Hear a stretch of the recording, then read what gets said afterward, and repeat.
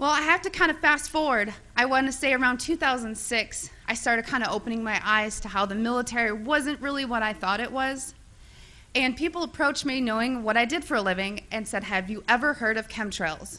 Well, I hadn't. And that sparked my interest. So I went online and I looked at chemtrails. I saw a lot of, debunking, a lot of sites that were just kind of calling it a conspiracy theory. And I thought, well, geez, this is what I do for a living. Preventive health, making sure that people are not getting sick, especially in the workplace, and by things that we're doing that can affect, human health and the environment. To summarize it, in an attempt to debunk this conspiracy theory as I thought it was, I didn't debunk it. It literally changed my life. Like I said, this is hard for me because it's not easy standing here and telling my story.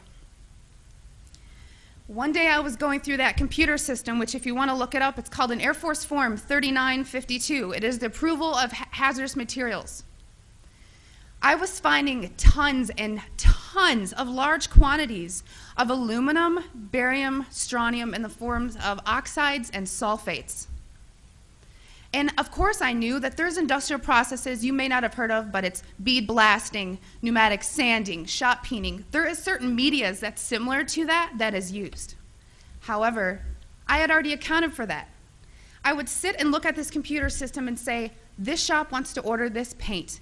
I'm going to tie it to a task. We had to know what was being used, why it was being used, tracking it cradle to grave on how we were going to dispose of it to be compliant with OSHA and the EPA. One of the legal requirements in approving these is looking at what used to be called the material safety data sheet. On that sheet, it's going to list the manufacturer.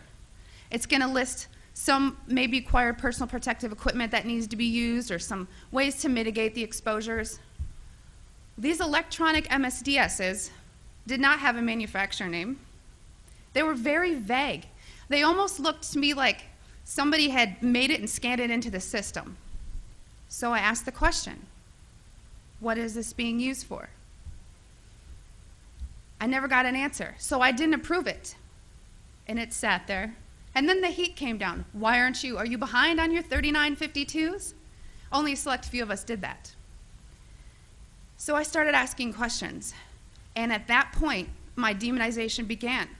I made my rank. I was decorated. I was a non-commissioned officer of the quarter. I won lots of awards. I had no reason for anyone to attempt to demonize me. So then I get moved over to the other Air Logistics Center. There's only 2 in the Air Force, which is in Warner Robins, Georgia. This kind of carried with me. And I thought, you know what? Should I revisit this? Is it worth it? Did I hit something? Maybe it's need to know. I started finding the same things at Robins Air Force Base. I was now doing some more investigation work. Part of what I did was to use a high volume air sampler to air sample up to, I'd say, a football field in about 10 minutes. I also conducted soil sampling because I thought, if this is real and they are spraying this, it's going to get to the ground.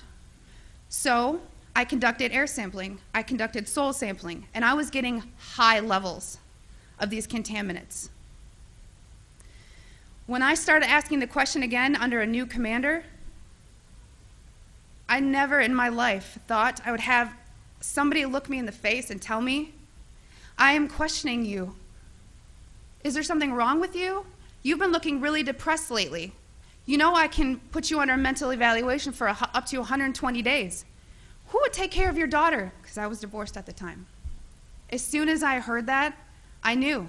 It validated everything I ever thought. And I thought, I've spent 9 years of my life trying to protect human health, and here we are violating law after law after law. Just sitting here, instead of protecting the people, we are poisoning the people. And I've never got up so much courage from that fear of being thrown in a cage, because when you're in the military, folks, you're a number. You are a number, and every aspect of your life is controlled. I was so lucky that my enlistment was coming up and I was supposed to re-enlist. I ran and did not look back, and I have been blowing the whistle and shouting ever since. And I left October 27th. 2010.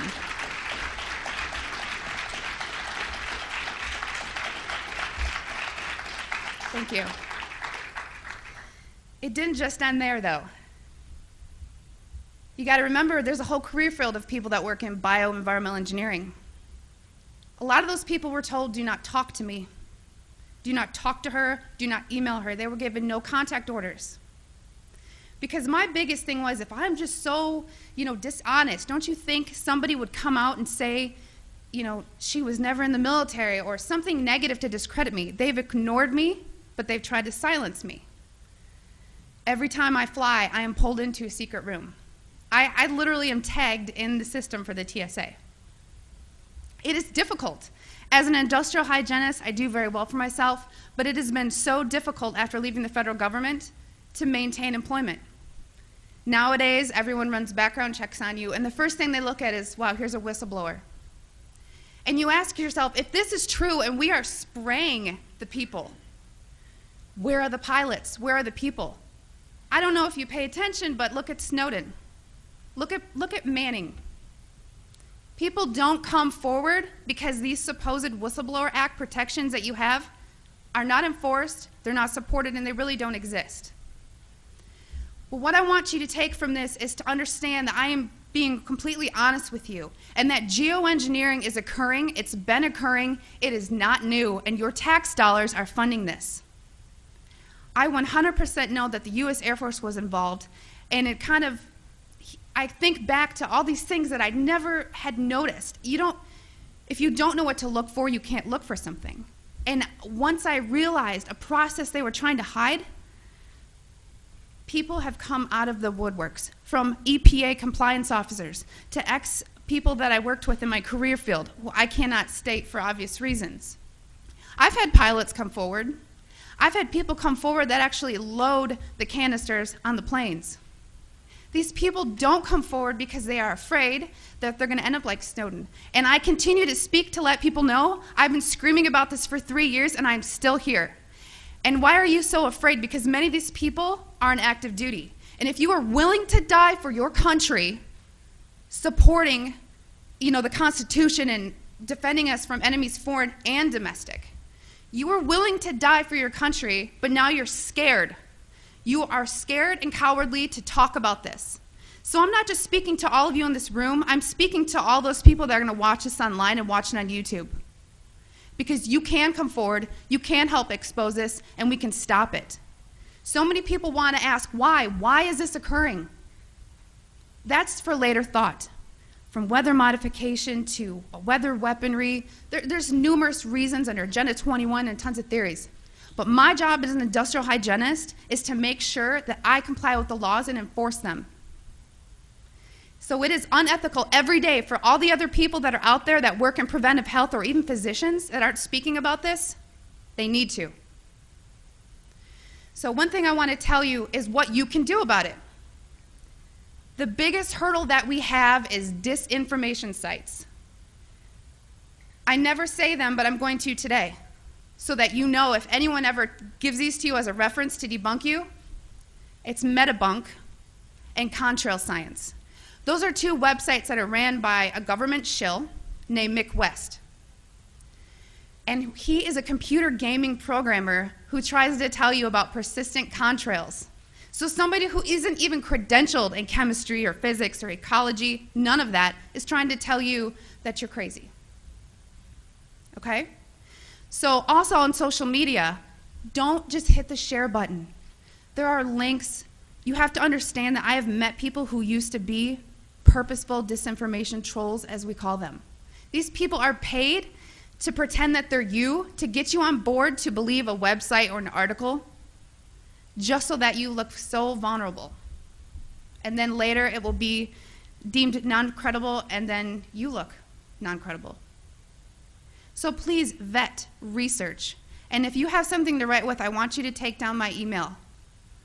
It is Kristen, Kristen, Meghan, Meghan, @gmail.com. And by emailing me, I can give you some information for what I'm about to tell you. If you still don't believe it, or you still want to convince people, there's something you can do. You can take a glass jar. It needs to be a glass jar, so there's no BPAs. Take a rain sample and take a snow sample.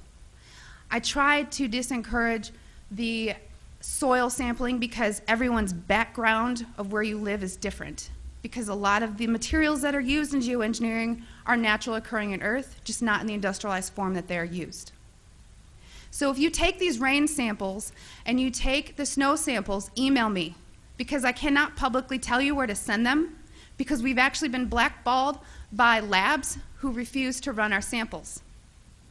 And a problem that is occurring is people are sending in rain samples to labs that don't realize how low the limit of detection needs to be, because these are nanoparticulates. They are very small. So if you email me, I can tell you where to send in your samples, and it's only around $50. That may be tough on some people, but it's way cheaper than maybe what you assumed.